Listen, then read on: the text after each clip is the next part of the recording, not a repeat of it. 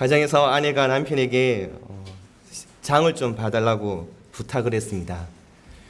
1번 무, 2번 우유, 3번 파 이렇게 쭉 적혀져 있었습니다. 남편이 장을 보았는데 무 1개, 우유 2팩, 파 3단 번호대로 사온 것입니다. 아내의 의도와는 다르게 쓰인 그 심부름에 대한 문구를 남편은 자기 나름대로 해석한 것입니다. 우리는 하나님의 편지를 받아들이고 있습니다. 구약 성경의 마지막 성경. 어떻게 보면 짧은 문구이고 짧은 글이며 짧은 편지이지만 때로는 우리가 창세기부터 시작하여서 성경을 읽기 시작할 때에 가장 도달하기 어려운 성경이 말라기가 아닌가 보게 됩니다. 그래서 성격이 급하신 분들은 중간을 띄워놓고 말라기만 한번 보기도 합니다. 말라기 말씀을 기억하면은 가장 기억에 남는 말씀이 아마 11조에 대한 말씀일 것입니다. 그러나 우리는 오늘 이 말라기 말씀을 통하여서 우리를 향한 하나님의 끝없는 사랑을 보고자 합니다. 말라기라는 이 단어의 뜻은 나의 사자, 여호와의 사자라는 뜻입니다. 그래서 이 말라기라는 선지자가 실제적으로 자기의 이름인지 아닌지 아니면 익명인지 정확하게 밝혀지지는 않았습니다. 말라기가 언제 태어났고 어떤 지파인지 우리는 알 수 없습니다. 분명한 것은 말라기는 나의 사자라는 이름으로 하나님께서 보내신 사명자, 보내신 자, 그리고 이 말라기의 이 말씀을 통하여서 하나님의 백성들이 이 하나님의 사람이 쓴 이 말씀을 듣고 깨우치고 돌이키기를 원하신다라고 하는 것이 하나님의 마음인 것입니다. 말라기는 선지자입니다. 하나님의 말씀을 전하는 자입니다. 성경에 나오는 가장 빨리 나오는 가장 이른 첫 번째 선지자가 누구인지 아십니까?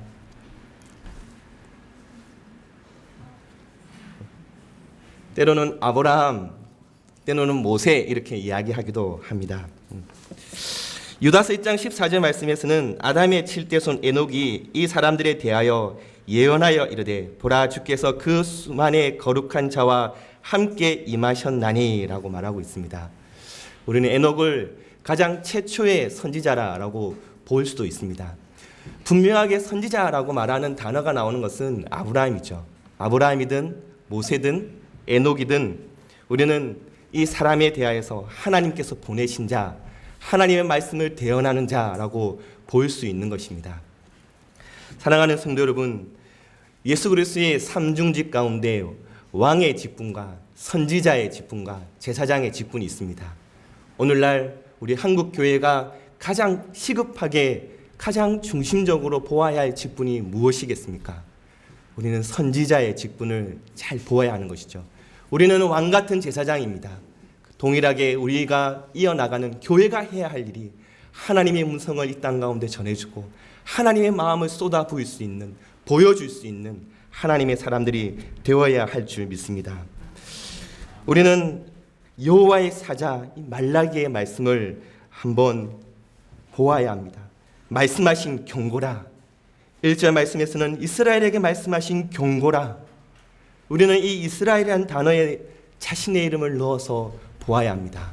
나에게 하시는 하나님의 경고라. 우리는 말씀 앞에서 정말 하나님께서 우리에게 무슨 말씀을 하시는지를 보아야 하는 것입니다. 이제 휴가 기간이 다가오고 있습니다. 휴가철에 읽을 책을 좀 고르셨습니까? 김남주 목사님은 책을 많이 쓰신 김남주 목사님이라고 분이 계신데 쉼에 대해서 이렇게 말하더라고요. 일하는 것은 읽어야 할 책을 읽는 것이 일이고 쉼은 읽고 싶은 책을 읽는 것이 쉼이다. 이렇게 책을 꼭 무조건 보아야 된다 이렇게 말씀하시더라고요. 휴가 기간이 다가올 때 읽어야 할 책들을 고르시고 한번 하나님의 말씀을 손에 붙들어 보시기를 바랍니다.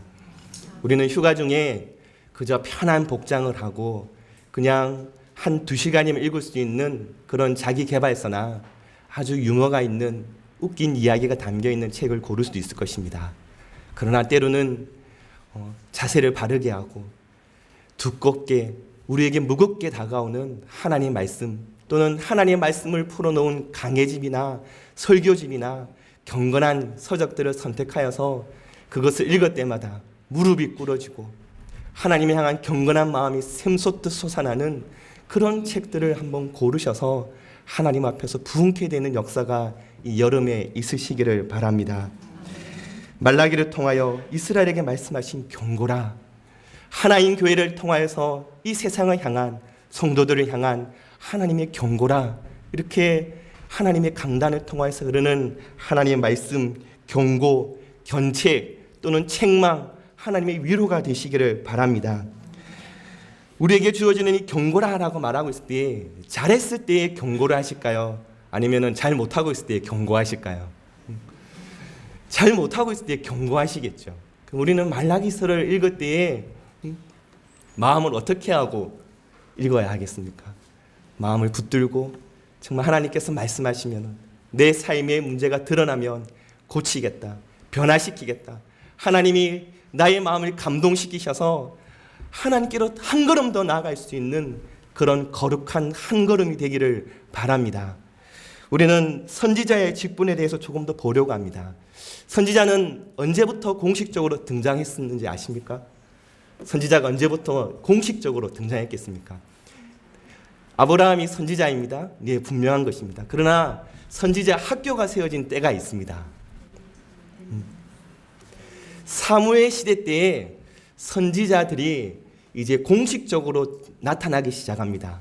선지자의 학교가 세워지고 선지자가 세워지는 공식적인 교육 과정을 가지면서 세워지는 선지자들이 등장하게 됩니다. 이 사무엘 시대 때에 등장하는 선지자, 그것을 한번 잘 보셔야 합니다. 사무엘 시대 때에 또 다른 직분이 하나 생겨졌습니다. 왕의 직분입니다. 왕의 직분과 함께 선지자들이 등장했다라고 하는 것은 굉장히 중요한 포인트가 있는 것입니다. 왕이 등장했습니다. 이제 왕이 하나님을 잘 섬기면은 아무런 문제가 없을 것입니다. 그러면 왕이 하나님을 잘 못 섬길 때에는 누가 왕에게 가서 이야기해야 되겠습니까? 선지자들이 하는 것이죠. 하나님의 말씀을 가르치는 제사장들과 레위인들이 있습니다. 그러나 제사장들은 대도시에 살아갑니다. 왕과 친분을 가지고 살아갑니다. 왕의 녹을 먹으면서 살아갑니다. 왕에게 받은 것이 많기 때문에 뭔가 이야기하기가 쉽지 않습니다. 그래서 하나님께서는 제사장을 통하여서 왕에게 이야기하는 것이 아니라 선지자를 통하여 이야기합니다. 말씀 속에 나타나는 구약 성경에 나타나는 선지자들을 보시면은 왕과 친하게 지내는 선지자가 없습니다. 때로는 왕과 아주 친분을 가까이 지내는 선지자 무리들이 있습니다. 대부분이 거짓 선지자들입니다.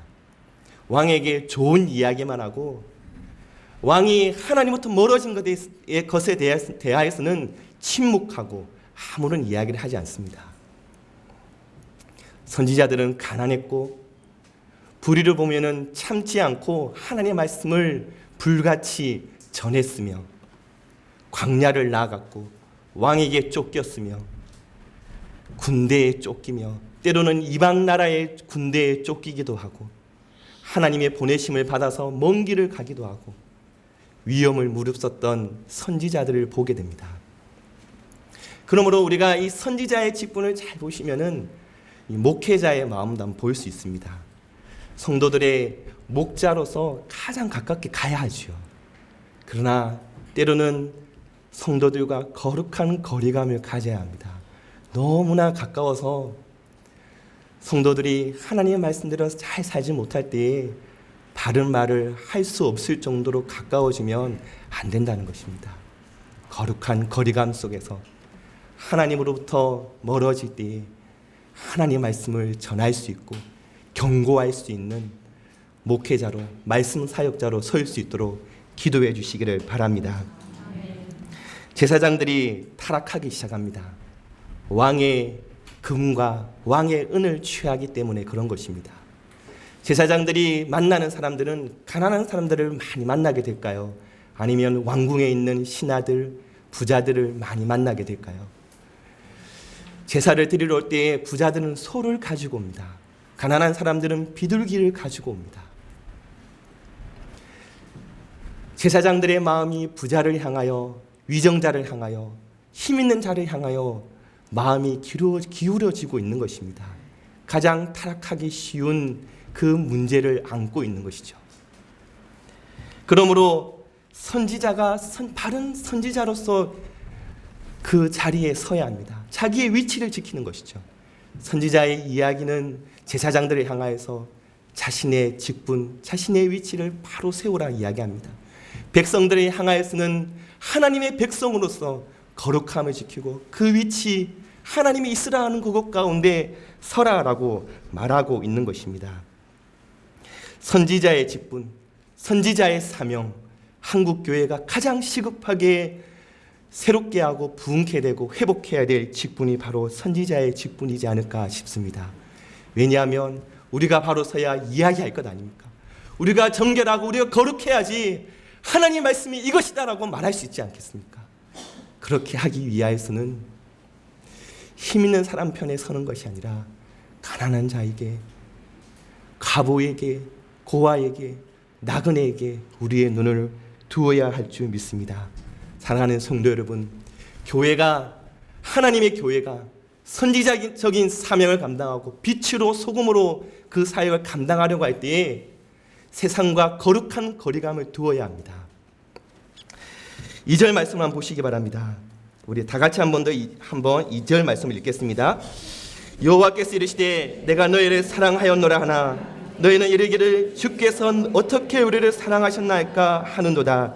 나 여호와가 말하노라 에서는 야곱의 형이 아니냐. 그러나 내가 야곱을 사랑하였고 3절 말씀 다 같이 읽겠습니다. 에서는 미워하였으며 그의 산들을 황폐하게 하였고 그의 산업을 광야의 이르들에게 넘겼느니라. 야곱은 사랑했고 에서는 미워했다.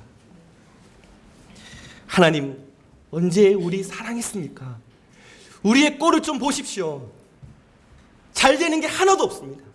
자녀들도 잘 되지 않고 부유함, 하나님께서 주시는 그 재물, 농사가 잘 되어야 하고 양과 목축을 칠 때에 새끼를 잘 놓고 뭔가 사업이 잘 되어야 하는데 그렇게 되지 않습니다. 하나님 우리의 꼴을 좀 보십시오. 어떻게 이것이 하나님 우리를 사랑하신 증거입니까? 이스라엘 백성들이 그렇게 항변하고 있습니다.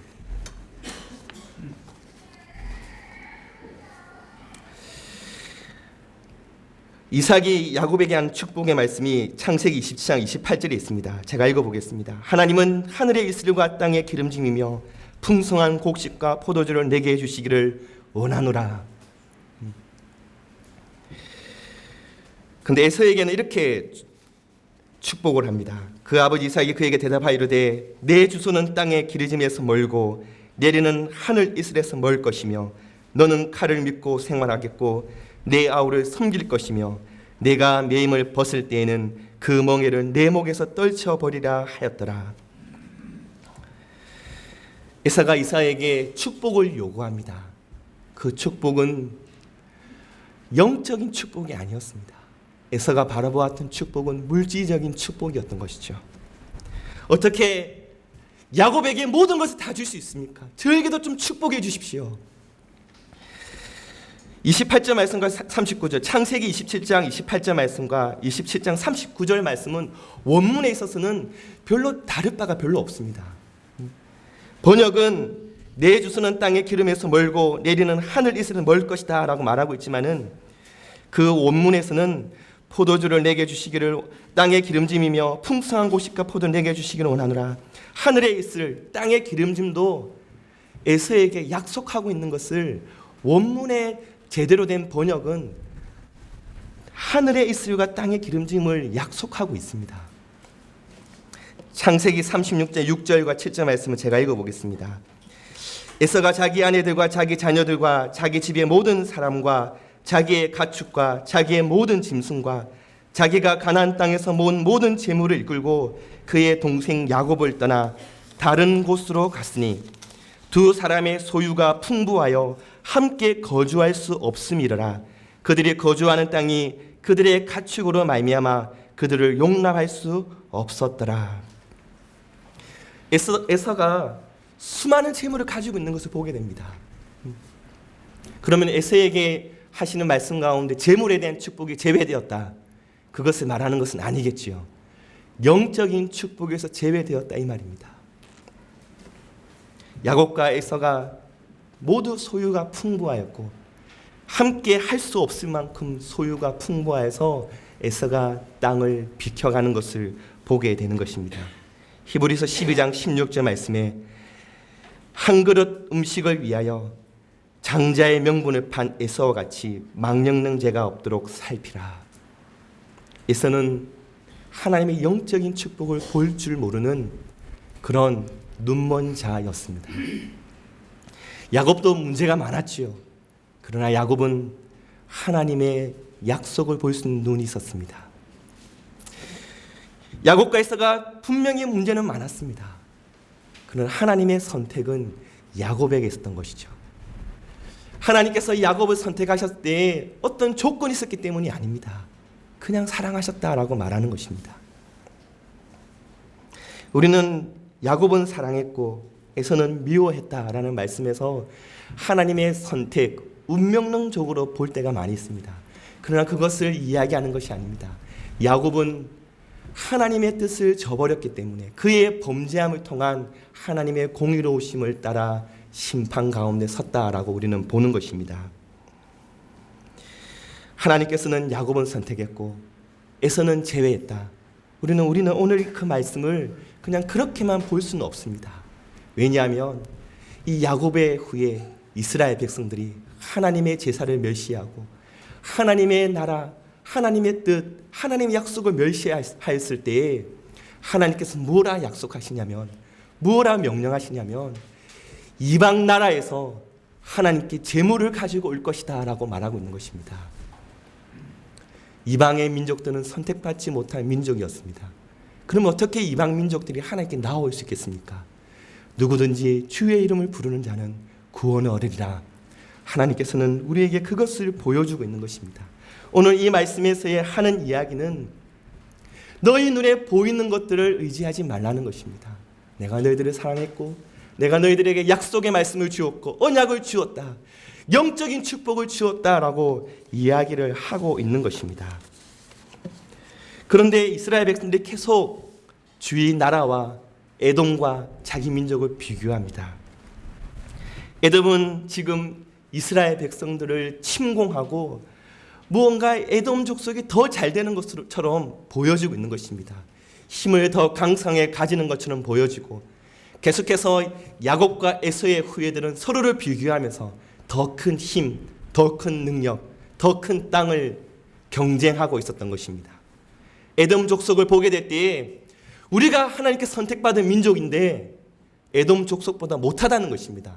힘도 없고 에돔 족속이 와서는 모든 물질들을 다 빼앗아 가기도 하고 전쟁이 끊이지 않고 서로 비교해 볼 때 에돔 족속이 더 나아 보이는 것이죠. 더 많은 것을 가진 것처럼 보여지는 것입니다. 그러므로 하나님께서는 내가 너희들을 사랑한다. 에돔에서는 내가 미워하였다. 너희들이 나에게 선택받은 민족이며 내가 너희들을 보고 있다라고 말하고 있는 것입니다. 사랑하는 성도 여러분, 우리는 아브라함 이야기를 통하여서 이삭을 바칠 때 여호와 이레라는 단어를 우리는 알고 있습니다. 여호와께서 준비하신다.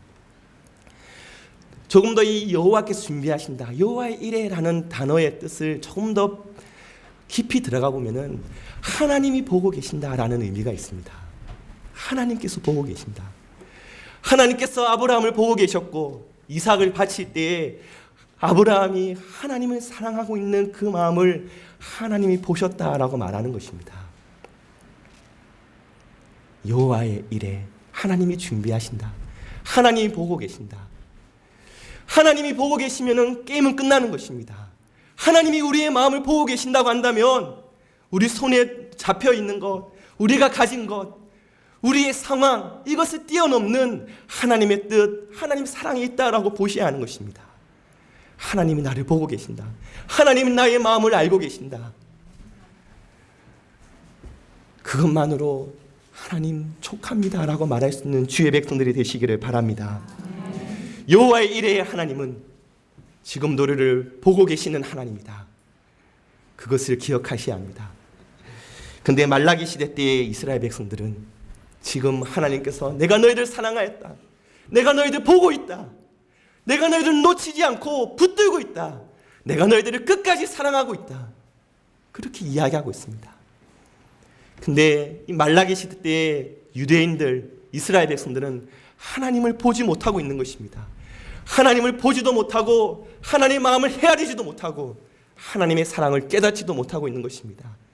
그리하여서 하나님 언제 우리를 사랑했습니까? 라고 항변하고 있는 것을 우리는 오늘 말씀을 통하여서 보고 있는 것입니다. 주위를 둘러보아서 에서가 잘 되는 것처럼 보여집니다. 그때 하나님께서 이렇게 말씀하십니다. 나는 에서를 미워한다. 산들을 황폐하게 할 것이다. 산업을 광야의 이리들에게 넘길 것이며 황폐된 곳이 다시 일어서지 못하게 할 것이다.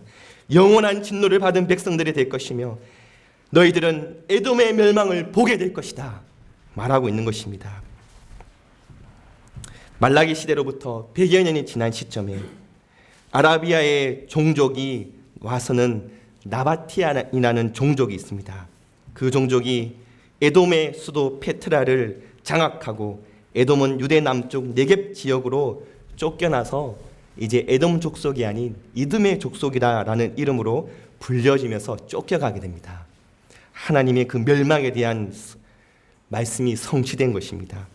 더 크게 성취된 것은 AD 70년 로마에 의해서 예루살렘 성전도 무너졌지만은 이 이둠의 족속도 로마에 의해서 멸망당하는 것을 보게 됩니다.